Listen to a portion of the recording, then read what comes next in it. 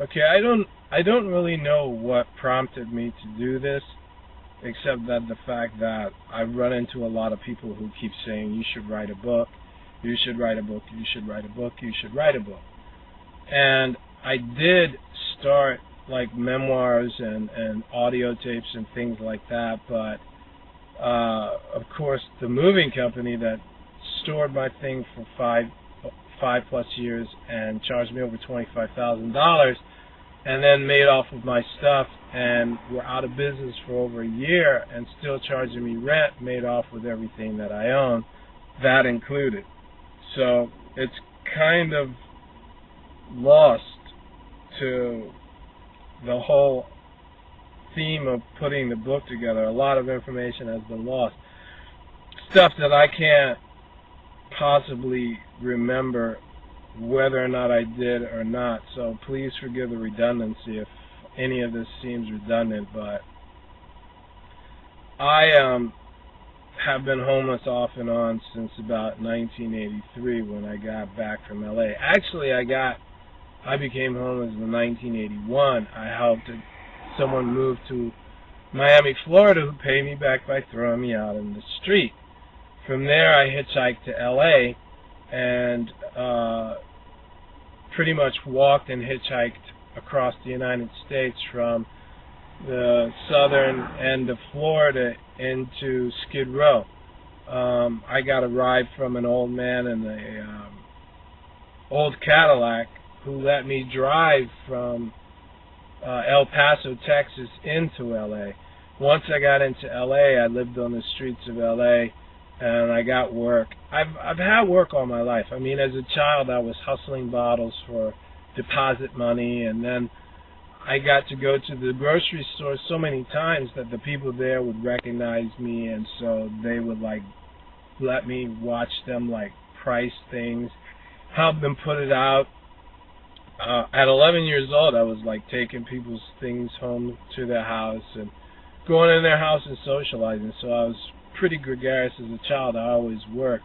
I just had a hard time with the whole system of things and being like mischievous, notorious, capitalistically savvy. If you look at the history of this country, I mean, it's like the English couldn't get along with each other, you know. So they came to America, the New England, and they fought each other over independence or rebelliousness or refusal to conform, nonconformity issues and things like that. The Spanish came and fought the French, and everybody was fighting each other over basically mountains of rubble that they want to just hang out and stare at and build their houses on. Once all that was over, then you had like basically the English fighting amongst themselves. I mean, they immediately, after they slaughtered 9 million Indians and all but made them extinct with people like Buffalo Bill Cody and all the trigger-happy gunslingers, then they turned on each other.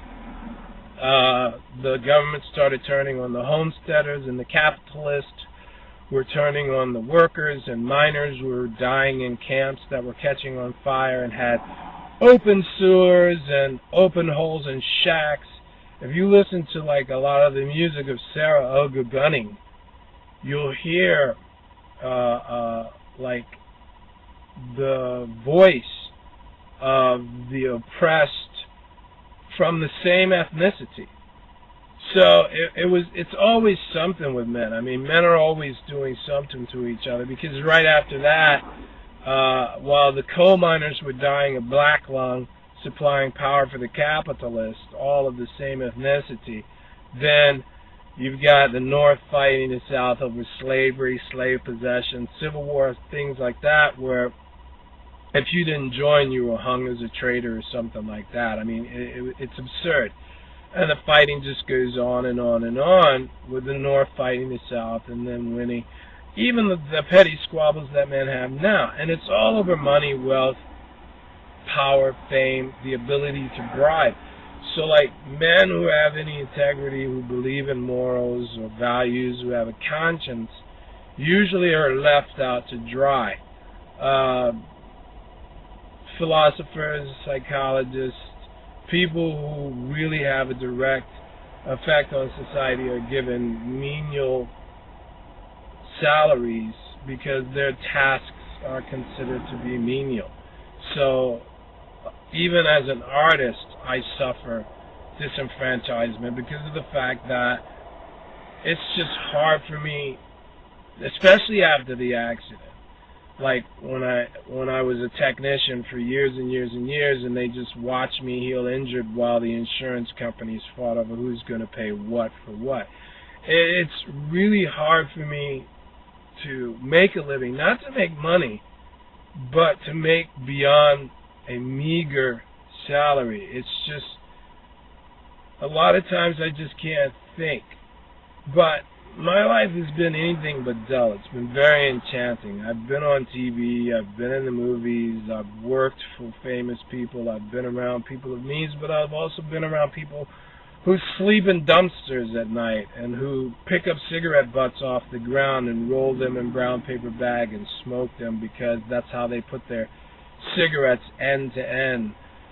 People who lived in Volkswagen buses and some of the most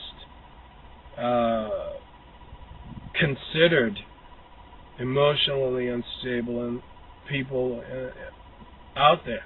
I mean, living on the streets, sleeping in phone booths or doorways or on benches. I mean, I've been there, I've done it. It's hard. So, I mean, this is a luxury, having this vehicle. It's like, I'm blessed. I'm thankful that I'm not getting eaten by mosquitoes or waking up and my boots are stolen or something like that.